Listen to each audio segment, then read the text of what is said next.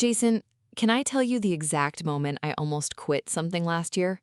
Only if it involves you crying in a parking lot. Those are always my favorite stories. Close enough. I was 3 months into learning to run. Not fast, not far, just running. And one morning I was standing at the start of my usual route, and my legs just refused. Refused how? Like my whole body sent a memo. We are done here. This experiment has concluded. I stood there for 10 full minutes just staring at the sidewalk.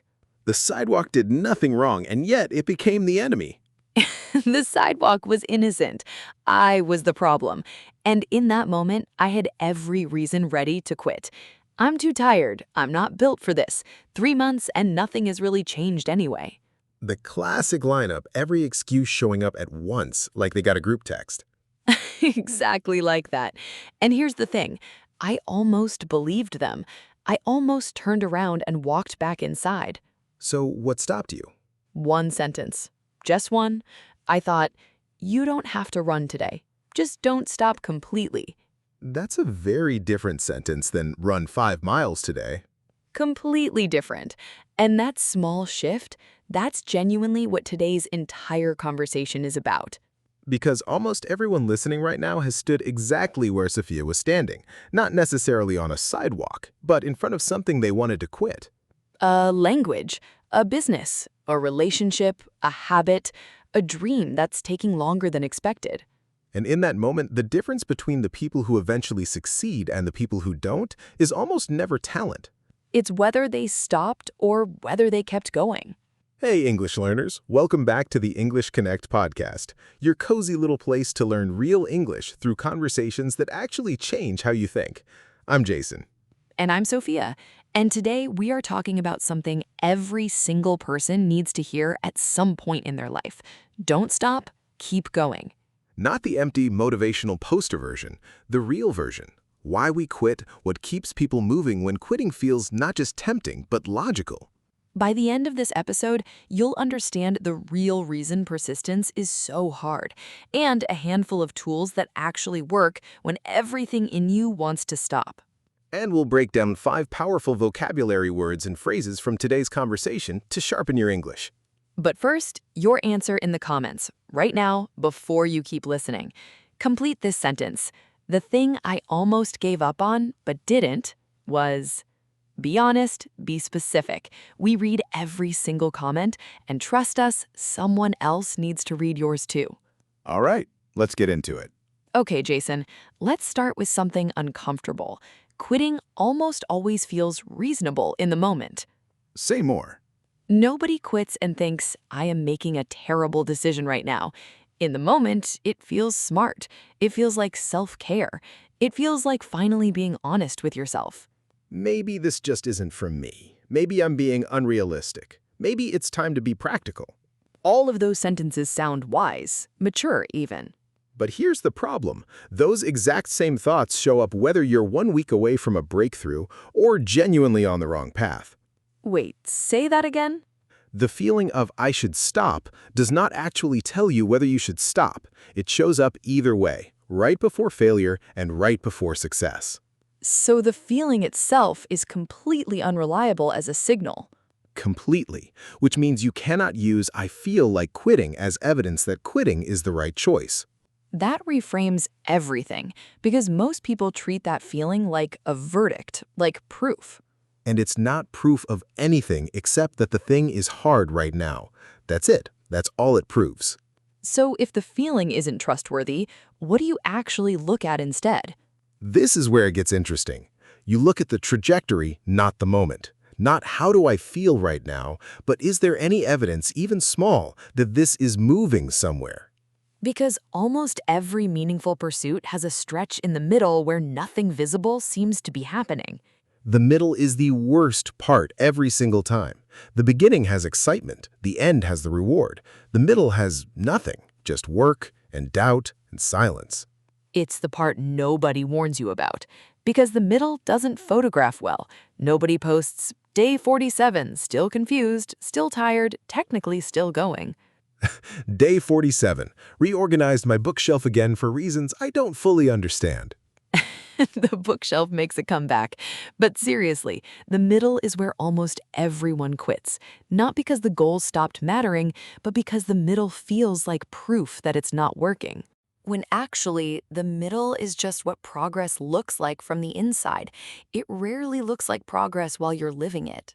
Growth is invisible in real time. You can only really see it looking backward. Which means the people who keep going are not the ones who feel certain. They're the ones who keep moving without certainty. Exactly. And I want to talk about something specific here. The difference between quitting and adjusting, because they get confused constantly. Explain the difference. Quitting is abandoning the goal entirely. Adjusting is changing the method while keeping the goal. And a huge number of people quit when what they actually needed was to adjust. Give me an example. Someone learning English decides to quit because a certain method isn't working. But the goal, speaking confidently, that hasn't changed. Only the method failed, not the person, not the dream. So instead of quitting the goal, you quit the method and you keep the goal. Exactly. This approach isn't working is completely different from this isn't for me. One is information, the other is a decision made from exhaustion. That distinction alone could save a lot of dreams. It really could. Now, let's talk practically, because understanding this is one thing. Actually doing it on a hard day is another thing entirely. What actually works when everything in you wants to stop? First thing, shrink the commitment, not the goal. This is what happened to you on that sidewalk, Sophia. Exactly what happened. I didn't lower the goal, I just lowered what today required. I don't have to finish this. I just have to not stop completely. That single sentence has probably saved more dreams than any 5-year plan ever has. Because the brain can panic at keep going forever, but it can usually tolerate keep going for 5 more minutes. 5 more minutes, 1 more page, 1 more rep, 1 more sentence in the wrong tense that you'll fix later. 1 more terribly conjugated verb standing between you and fluency. The verb will forgive you eventually. Second thing, separate the decision from the mood. Make the decision to continue once in advance when you're calm, not every single day in the moment when you're exhausted. Say more about that. If you renegotiate your commitment every single day based on how you feel that day, you will quit eventually, guaranteed, because some days will always feel terrible. But if the decision is already made, you're not deciding anymore. You're just following through on a decision your calmer self already made. Exactly. I already decided I'm doing this for 6 months removes the exhausting daily negotiation with yourself. Third thing. Look for the smallest sign of movement and let that be enough for now. Not the whole transformation, just any evidence, however tiny, that something shifted. Because waiting for dramatic proof before you'll believe it's working, you could wait forever. Real progress rarely announces itself. A slightly easier conversation. A sentence that used to take 10 seconds to think of that now takes 3. That's not nothing. That's the trajectory Sophia and I mentioned earlier. Small evidence, not big proof. Exactly. Now, the thing I think matters most of all, and it's the hardest one to hear. Go on. Persistence isn't a personality trait some people have and others don't. It's a decision you make repeatedly, often while not feeling like it at all. So people who seem naturally persistent aren't actually more comfortable with hard days than the rest of us. Not even a little. They just decided over and over in moments of doubt to take one more step anyway. That's the entire secret. There's no hidden trick beyond that. No secret formula, just repeated small decisions. And here's what I want people to really sit with. The version of you that wants to quit right now is not more honest or more realistic than the version of you that started this in the first place. That's a big statement. It's just tired, and tired isn't the same as wrong. Tired is a state. It passes. Don't let a temporary state make a permanent decision. Don't let a temporary state make a permanent decision. I need that on a wall somewhere. Put it right next to the color-coded plan from last week's episode. It can join the collection of things I stare at instead of doing. Last thing before we wrap the main conversation. Keeping going does not mean never resting. That's a myth that burns people out and then makes them quit for real. Big difference between stopping and resting. Huge difference. Stopping means walking away from the goal entirely. Resting means pausing the pace while keeping the direction. You're allowed to slow down. You're allowed to take a week off. What matters is that you don't let the goal disappear while you rest. So rest with the intention of returning, not rest as a quiet exit. Exactly that. Keep the door open even when you're not walking through it today.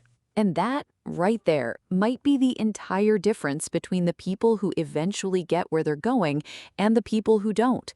Not talent, not luck, just an open door and one more step, over and over, especially on the days that door feels heavy. All right, everyone, let's break down 5 powerful words and phrases from today's conversation to sharpen your English. First, trajectory. Trajectory means the general direction something is moving in over time, not any single moment, but the overall path. In today's conversation, we used it to describe what you should actually pay attention to instead of a bad feeling in the moment. You can say, one difficult week doesn't define your trajectory. Look at the direction of the last 6 months instead. So, trajectory is the long view, the thing that actually tells you something useful. Let's repeat it slowly. Trajectory. Trajectory. Now, let's look at a word for changing your method while keeping your goal. Adjusting. Adjusting means making a small change to your approach in response to what isn't working, without abandoning the underlying goal. You can say, she wasn't quitting the business, she was adjusting the strategy after her first plan failed. Or, adjusting the method is a sign of intelligence, not a sign of failure. So, adjusting is how persistent people evolve without giving up. Let's repeat it. Adjusting. Adjusting.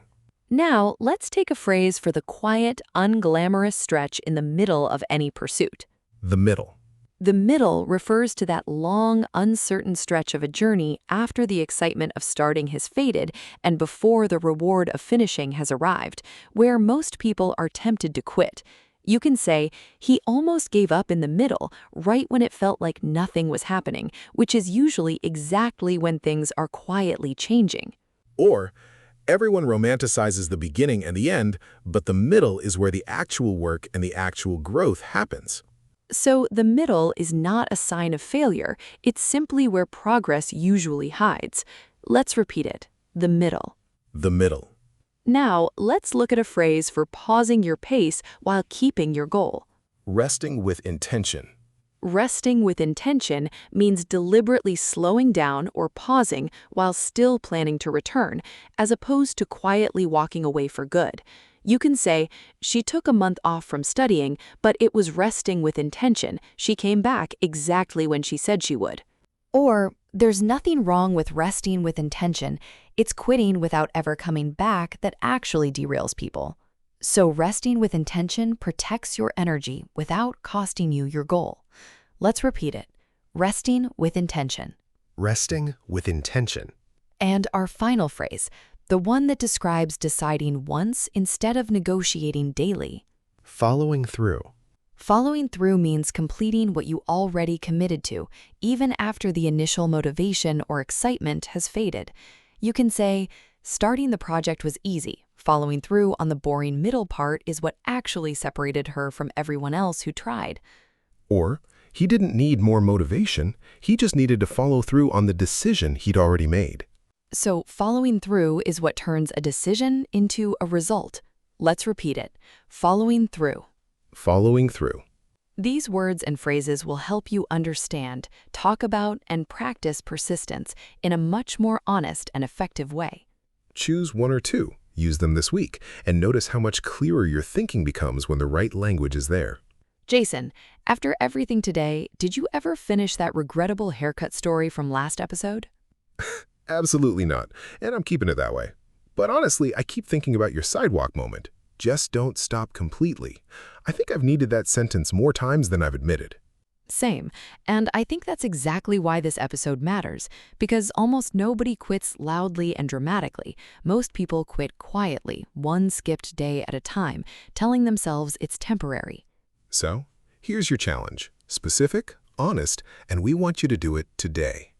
Think of the thing you've been quietly circling, the one you haven't officially quit but haven't touched in a while either, and ask yourself, is this a quit the goal moment or an adjust the method moment? Then take the smallest possible step back toward it, not the full comeback, just one step, today.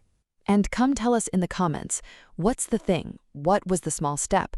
We are reading every single comment, and we are genuinely rooting for you. If today reached somewhere real for you, share it with someone who's standing at their own sidewalk right now. You don't need to explain why you're sending it. Just send it. Subscribe, leave us a comment, and stay with us. We are here every single day. And here is what we want you to carry today. Somewhere right now, someone is standing exactly where you once stood, right at the edge of quitting, legs refusing to move, every reasonable excuse lined up and ready. And here is what nobody tells them in that moment. The feeling of wanting to stop is not proof that they should. It never has been. It shows up right before the breakthrough, just as often as it shows up right before the end. So if today feels heavy, if the middle feels endless, if the proof you were hoping for still hasn't arrived, you don't have to finish everything today. You don't have to feel certain today. You only have to not stop completely. One more step, one more sentence, one more try. That's it. That's the whole secret, and it's been the whole secret the entire time. Don't stop. Keep going. This is Jason. And this is Sophia. Signing off from the English Connect podcast. Bye.